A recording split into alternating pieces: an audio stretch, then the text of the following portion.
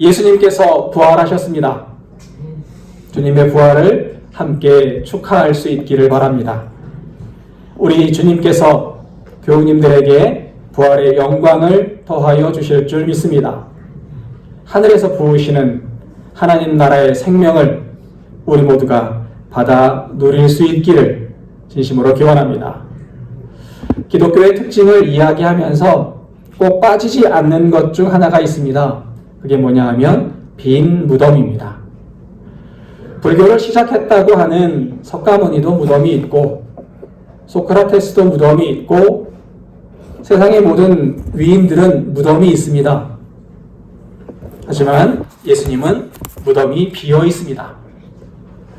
여기에 덧붙여 생각하면 인류 역사에서 위대한 인물이라고 하는 모든 사람들의 무덤은 결코 작지 않습니다.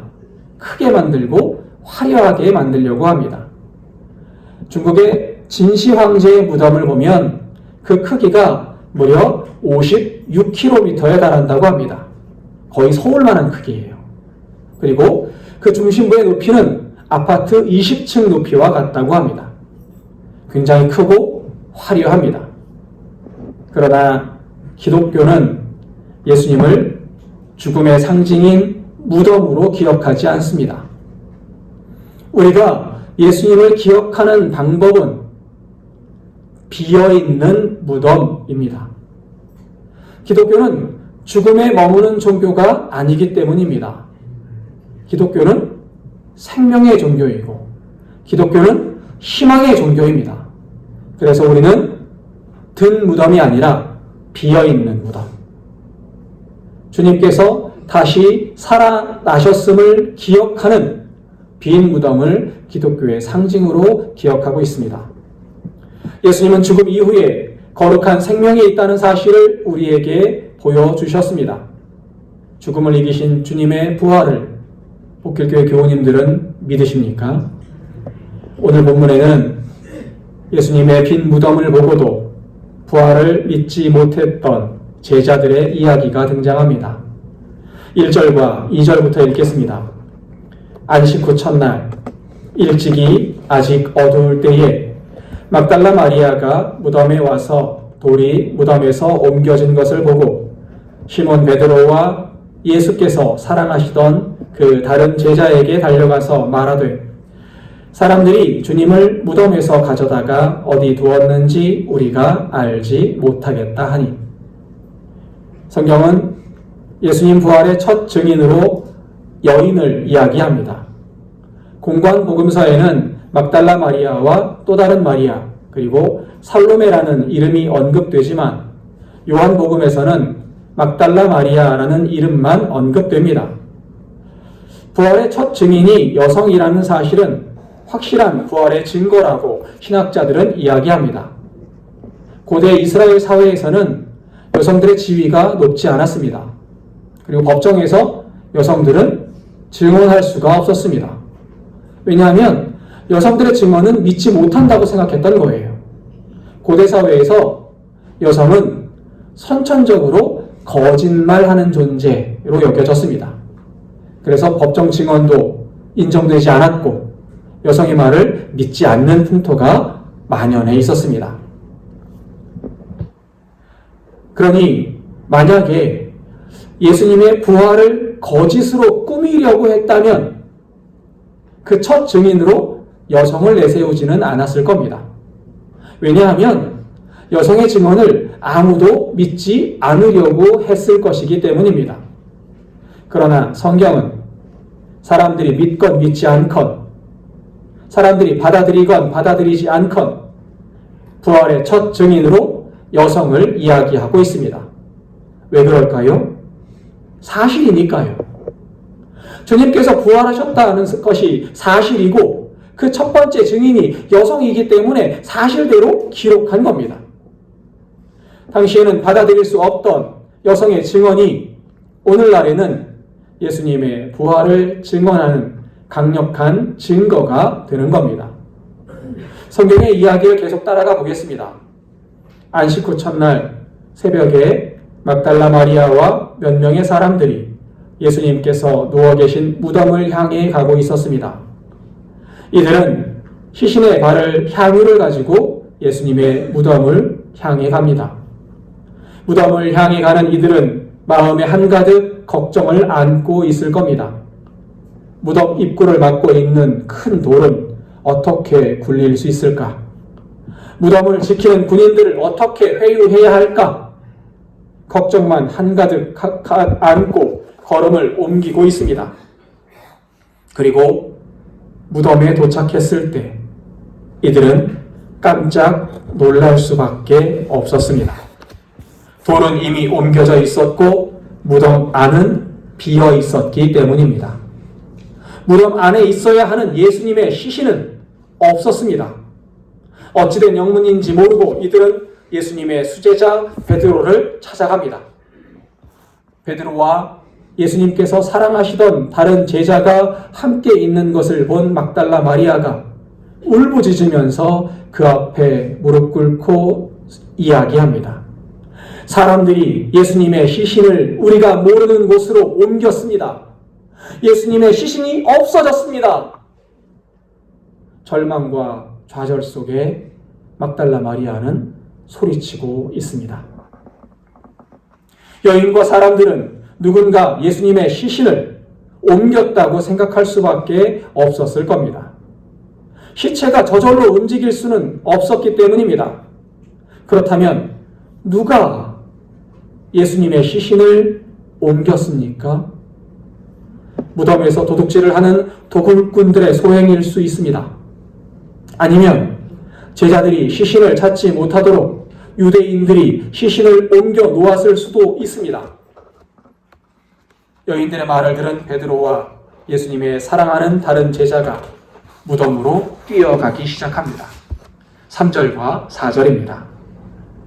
베드로와 그 다른 제자가 나가서 무덤으로 갈새 둘이 같이 다름질 하더니 그 다른 제자가 베드로보다 더 빨리 달려가서 먼저 무덤에 이르러 둘이 달려가는데 예수님의 사랑하는 다른 제자가 예수님보다 더 빨리 달려갔다고 말합니다.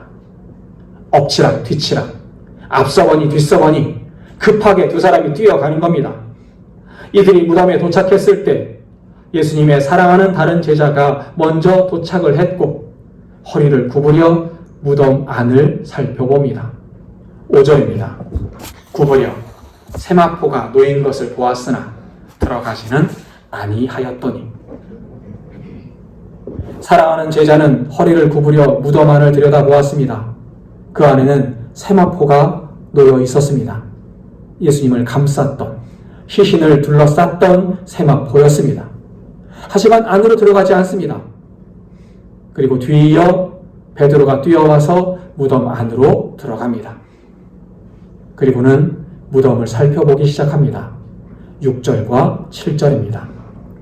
시몬 베드로는 따라와서 무덤에 들어가 보니 세마포가 놓였고 또 머리를 쌌던 수건은 세마포와 함께 놓이지 않고 딴 곳에 쌌던 대로 놓여 있더라.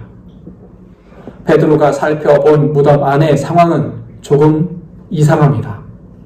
무덤 안이 정돈되어 있었던 겁니다. 예수님의 시신에 입혀드렸던 세마포가 누워 계셨던 그 자리에 있었고 머리를 감쌌던 수건 역시 예수님의 머리가 있던 곳에 가만히 놓여 있었습니다. 이 모습은 도구를 당하거나 시신을 급하게 빼돌린 흔적이 아니었던 겁니다. 도굴꾼이나 시체를 빼돌린 사람들이라면 시체에 입혔던 세마포를 굳이 벗길 필요가 없었을 겁니다. 급하게 일을 처리해야 하니까 옷을 벗길 필요가 없는 거예요. 이들이 예수님의 세마포와 수건을 벗겼다고 하더라도 급하게 한 곳에 똘똘 뭉쳐 던져 놓았겠지요. 그러니 정돈된 무덤을 보고 세마포와 수건이 따로 놓여 있는 것을 보고 누군가 시신을 옮겼다고 생각하기는 어렵습니다. 그렇다면 예수님의 시신은 어디로 간 겁니까? 8절입니다. 그때야 무덤에 먼저 갔던 그 다른 제자도 들어가 보고 믿더라. 다른 제자가 믿은 것이 무엇입니까? 신학자들 사이에서는 몇 가지 이야기가 있습니다. 일부의 신학자는 예수님의 부활을 믿었다고 말하고, 또 다른 일부의 신학자는 예수님의 시신이 없어졌다고 말한 막달라 마리아의 말을 믿었다라고 이야기합니다. 저는 이 다른 제자가 예수님의 부활을 믿었다는 가정하에 이야기를 진행하려 합니다. 맞습니다. 여인과 제자들이 본 빈 무덤은 예수님의 시신이 옮겨졌기 때문이 아니었습니다. 예수님께서 부활하신 겁니다. 이 말은 요한 사도나 베드로가 부활에 대해서 모든 것을 알았다는 뜻은 아닙니다. 9절과 10절도 읽겠습니다. 그들은 성경에 그가 죽은 자 가운데에서 다시 살아나야 하리라 하신 말씀을 아직 알지 못하더라. 이에 두 제자가 자기들의 집으로 돌아가니라. 제자들은 구약 성경에 예수님께서 죽은 자 가운데에서 다시 살아나야 한다라고 기록된 것을 알지 못했다라고 오늘 본문은 기록합니다. 그러나 이제 우리는 알지요.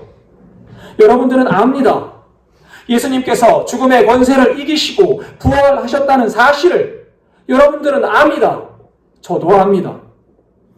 빈 무덤은 시신이 옮겨졌기 때문이 아니라 예수님께서 부활하셨기 때문입니다.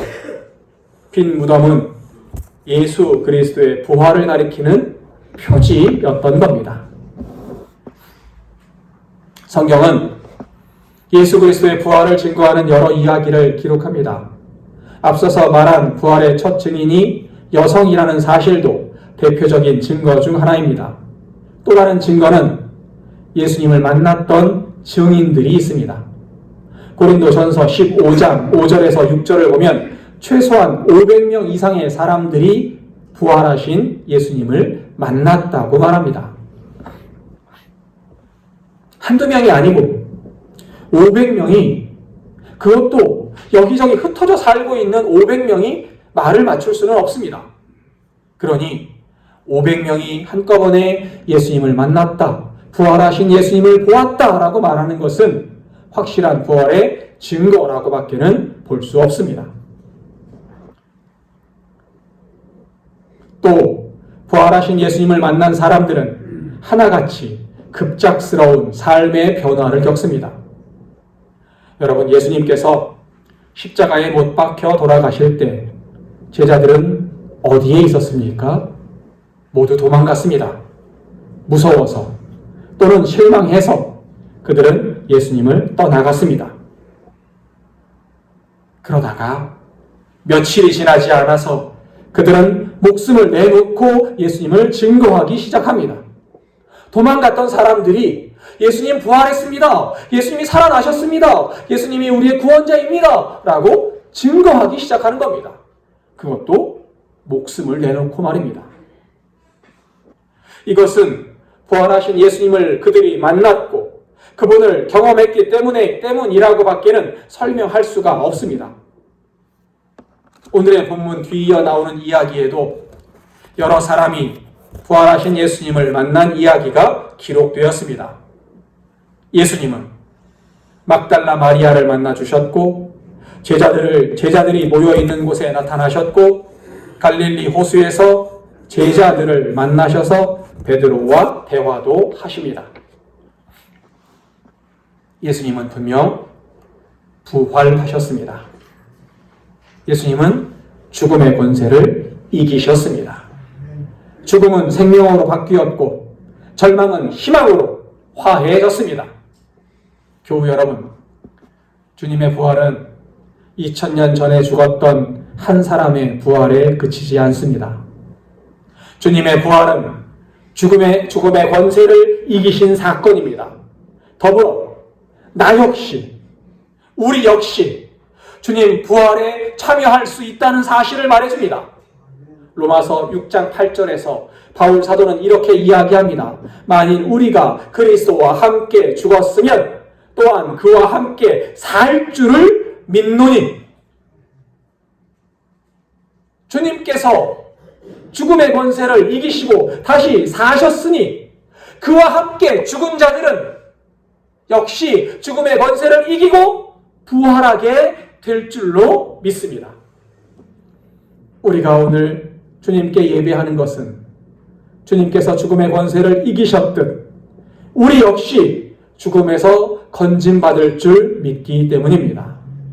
죽음은 우리에게도, 주님은 우리에게도 죽음에서 새로운 생명을 얻게 하실 줄 믿습니다. 주님은 우리에게 영원한 생명을 허락하실 겁니다. 그러나 아직도 사람들은 주님의 빈 무덤 앞에서 이런 질문을 합니다. 주님의 시신을 어디로 옮겼습니까? 이 질문은 기도하면서 주님의 능력을 믿지 않는 것과 같습니다. 이 질문은 예배를 드리면서도 부활과 영원한 생명을 믿지 않는 것과 같습니다.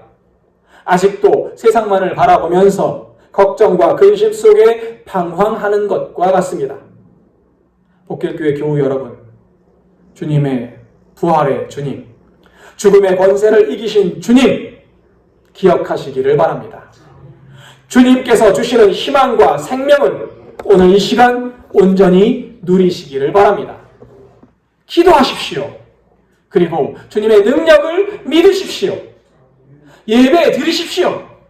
주님께서 주시는 영원한 생명을 기대하면서 예배 드리시기 바랍니다.